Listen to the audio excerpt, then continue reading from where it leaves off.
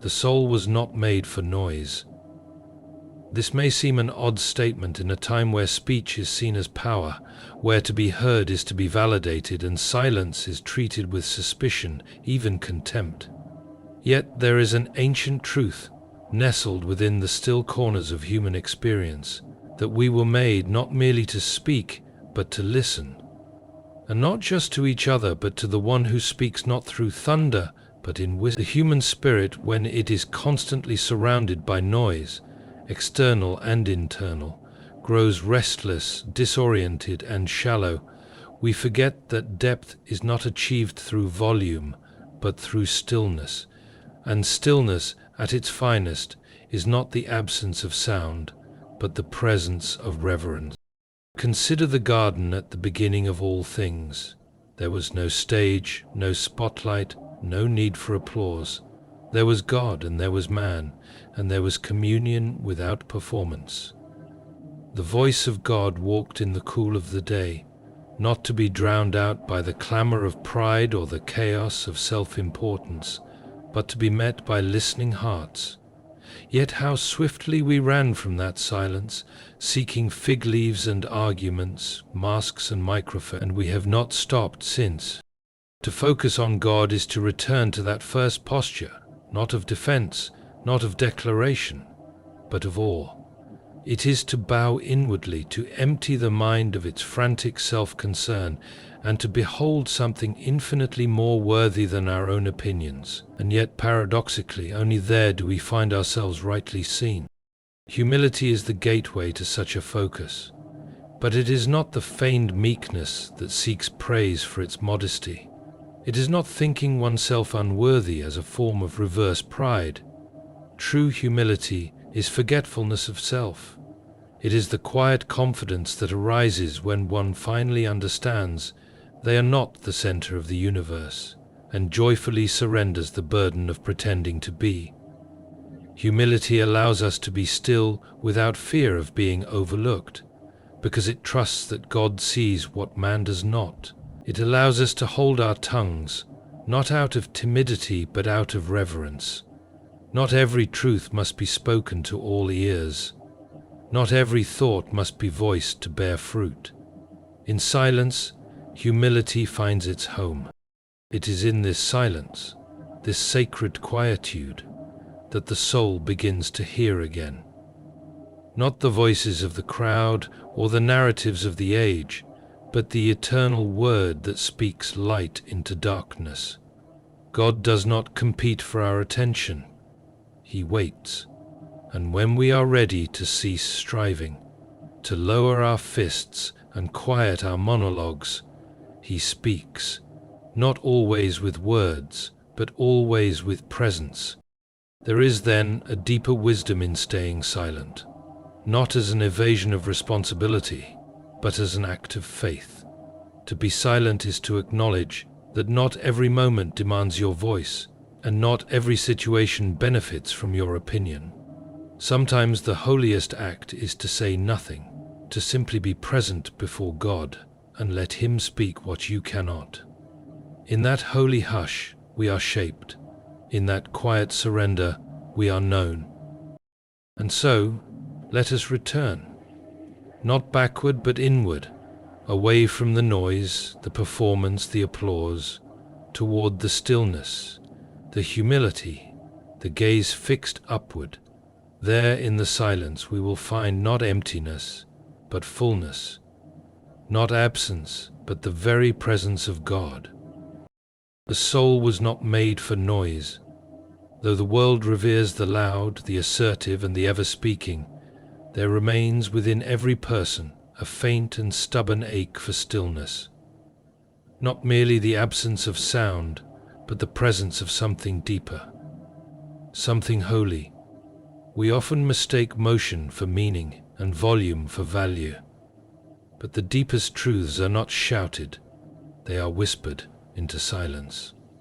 To live a life oriented toward God is not to join the din, but to step out of it, to walk into the quiet where the eternal speaks. In silence there is space for focus. The soul that seizes its frantic speech begins to see rightly again. God does not demand to be heard above the noise. He invites us to come apart from it. His voice is not absent, but subtle, like the wind that passes gently through the trees, or the hush that descends before dawn. It is in that stillness that the distractions fall away, and what remains is clarity, not the clarity of self-confidence, but of surrender. We stop speaking long enough to recognize we are not the authors of our own peace, nor the architects of truth. Silence is not escape, it is arrival. It is a return to the rightful order of things, where God is God, and we are not. Yet it is humility that opens the door to this silence. One cannot be silent who is still full of himself. The proud man must always speak, always prove, always justify.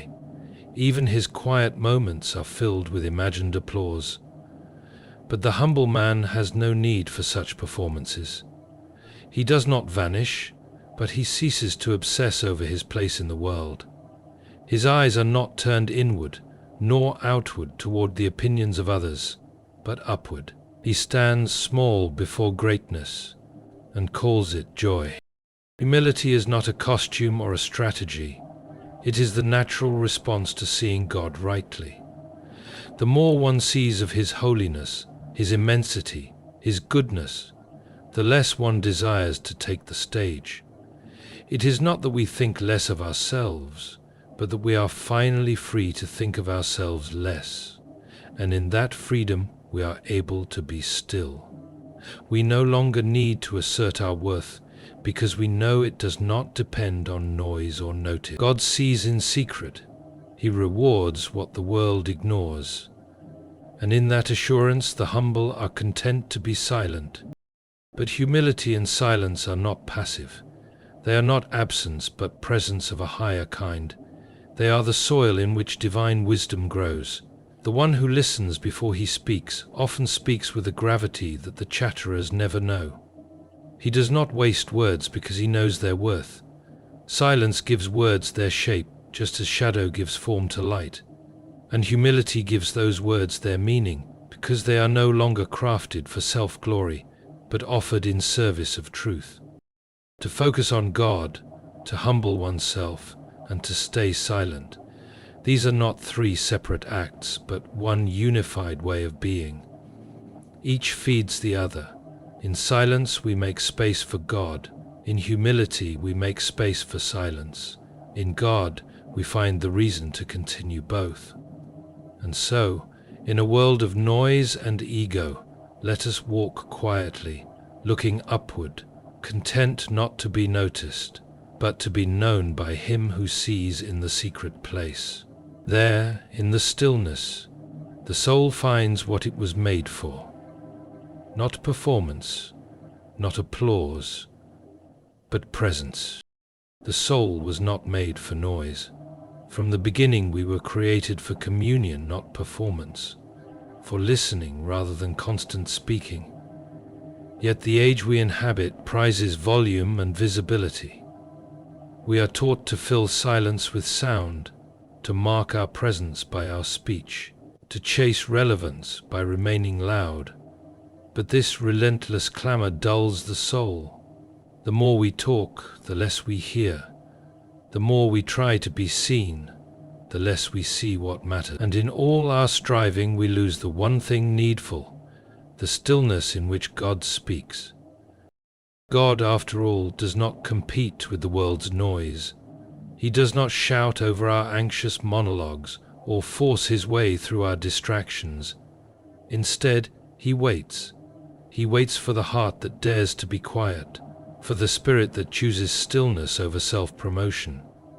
It is in that place of intentional silence, not merely external but inward, the kind that quiets the demands of ego, that we begin to hear him again. Not always in words, and not always in ways we expect, but his presence fills the silence like light in a dark room, quiet, steady, undeniable. Silence, then, is not a void, but a vessel. It is the space in which the eternal enters. Yet silence without humility is fragile. It cannot last. A heart full of pride will always return to speaking, always seek to be noticed, always demand to be justified. Pride cannot bear to be unseen. It writhes in silence and gasps in the absence of praise. This is why humility is essential. Not the false humility that seeks recognition for its own modesty, but the quiet, clear-eyed kind, the kind that knows its place and welcomes it. True humility is not self-hatred. It is freedom from self-obsession. It is the joyful laying down of the exhausting task of proving one's worth. Humility reorders the soul. It teaches us that we are not the center of the story, and this is not a tragedy but a relief. It is the discovery that someone far wiser and better than us holds the script. The humble heart does not grasp for the pen. It does not need to write its own greatness. It is content to be part of the story God is telling. In this way, humility is not passivity, it is participation. It is the willingness to trust God more than our own striving. And from this quiet humility arises the ability to truly focus on God, not as an abstract concept or religious obligation, but as a living presence who beckons us toward Himself. To focus on God is to turn our gaze away from mirrors and stages, away from applause and ambition, and to fix it upon the one who does not change. It is the discipline of reorientation, of taking our fragmented attention and offering it wholly to Him. This kind of focus requires effort, because everything around us pulls us in the opposite direction. But it also requires surrender, because we are not meant to carry the weight of our own glory. When we focus on God, when we humble ourselves, and when we embrace the quiet, we find ourselves in the posture of worship, not merely with raised hands and sung words, but with a heart bowed low, attentive and unhurried. In that space, transformation begins, not by our effort, but by His presence. He shapes us in silence. He meets us in humility, and He holds us in the gaze of divine attention, even when no one else is watching. So let the world chase its noise. Let us choose instead the better part, the place at His feet, silent, small, and filled with light. The soul was not made for noise. We sense this, though we seldom name it. In the rare moments when the noise fades, when the screen dims, when the conversation ends, when we are alone with nothing but breath and being, we feel a strange unfamiliarity, as though we've stumbled into a room we forgot we lived in. The silence unsettles us, not because it is empty, but because it is full. It confronts us with the deeper reality we spend so much of life avoiding, and that reality is God. He is not absent in the quiet, He is waiting in it. But the modern soul is hurried and crowded, afraid to stop lest it notice how thin it has become.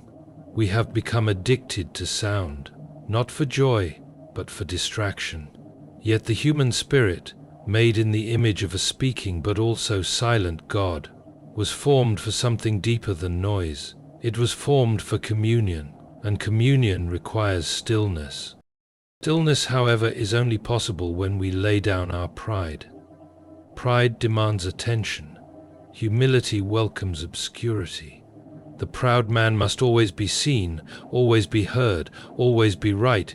He fills the room not because he has something of eternal weight to say, but because his sense of self cannot survive in silence. Pride turns the soul into a performance, always in search of a stage, but humility does the opposite. It is content to be small, to speak little, to live unseen if God so wills. This is not weakness, but strength of the rarest kind. The humble heart no longer needs to justify itself. It is not obsessed with status or opinion. It bows not only before God, but beneath the weight of reality itself. Humility allows us to rest, because it frees us from carrying the unbearable burden of our own significance. And it is only from that place of quiet humility that true focus on God becomes possible. Focus is not mere attention, it is worship in the form of vision. It is the act of looking toward what is most worthy and letting everything else fall into its proper place. But in a world built on distraction, this kind of focus must be fought for.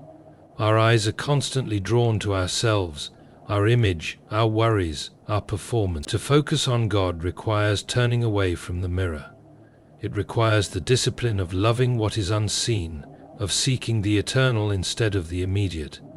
It is a turning of the soul toward its origin and end. And as we look, truly look, we begin to see that everything we thought we needed fades in His light. What matters is not that we are noticed, but that He is known. This then leads to the wisdom of staying silent, not as a strategy to appear wise or holy, but as the natural fruit of reverence.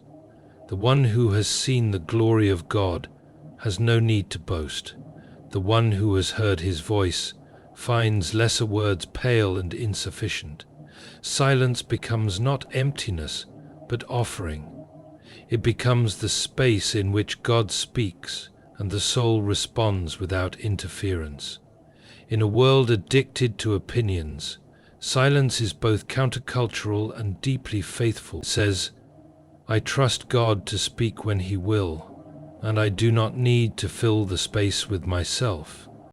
To focus on God, to humble oneself, to stay silent. This is not a formula for self-improvement, but a pathway to transformation. It is not about being passive, but about being present.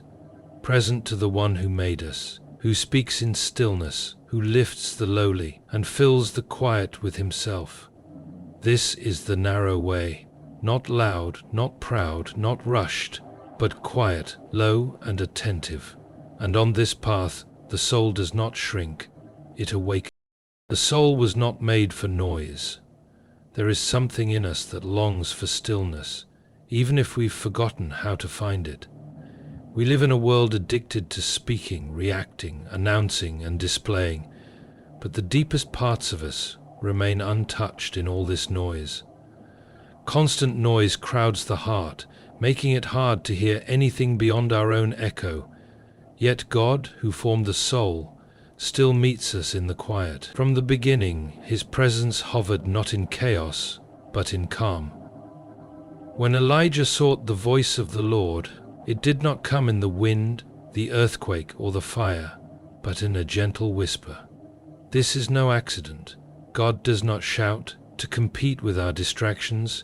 He invites us to be still, so we might truly listen. The world may glorify endless noise, but the soul thrives in holy silence. Yet the practice of silence cannot flourish without humility. Pride is always loud, even when it uses quiet tones. It demands to be noticed, to be central, to be right. Pride fills the air with self-importance, making little room for anything else, least of all God. But humility is spacious. It does not think too much or too little of itself. It simply does not think of itself first. The humble soul is not preoccupied with how it is seen, but is deeply concerned with what is true. It does not feel the need to dominate the conversation because it has learned to listen. Humility frees us to be small, not as a denial of dignity, but as an embrace of reality. And in the light of God's greatness, being small is not shameful, it is restful. Humility, in turn, creates the conditions for true focus on God. A proud heart is too cluttered to see clearly, but humility clears the view. To focus on God is not a matter of theological curiosity. It is the recentering of the soul around its Creator.